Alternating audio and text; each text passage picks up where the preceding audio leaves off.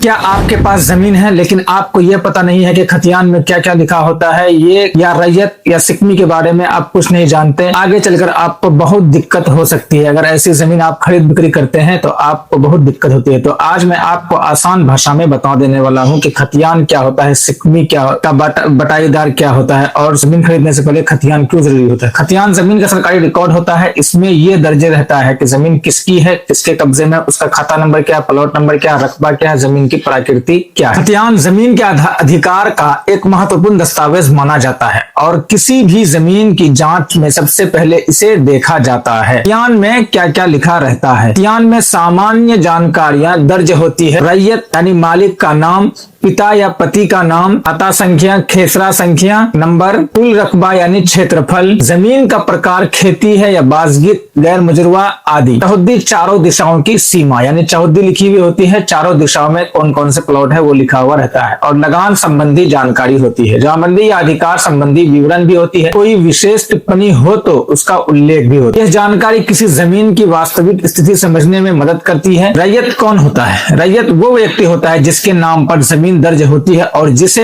उस जमीन पर कानूनी अधिकार प्राप्त होता है। रैयत के अधिकार क्या होते हैं? जमीन का उपयोग करना, नियमों के अनुसार जमीन बेचना, दान या वसीयत करना, अधिकारियों को जमीन हस्तांतरित करना, सरकारी रिकॉर्ड में अपना नाम दर्ज कराना। यानी रैयत को उस जमीन का मुख्य अधिकारी माना जाता है। सिकमी जमीन क्या होता है और सिकमी कौन चीज होता है और कौन होता है वो चीज बताने वाले। सिकमी वो व्यक्ति होता है जो किसी रैयत की जमीन पर खेती करता है या उपयोग करता है लेकिन वह जमीन का मूल मालिक नहीं होता है। कई मामलों में सिकमी को समिति अधिकारी मिलते हैं लेकिन उससे पूर्ण मालिक नहीं माना जाता है। इसलिए केवल सिकमी के कब्जे के आधार पर किसी जमीन को खरीदने से पहले उसके सभी दस्तावेज और कानूनी स्थिति की अच्छी तरह से जांच करना बहुत जरूरी है। रैयत और सिकमी में क्या अंतर होता है? रैयत जमीन का कानूनी अधिकारधारी माना जाता है। सरकारी रिकॉर्ड में मालिक के रूप में नाम दर्ज होता है।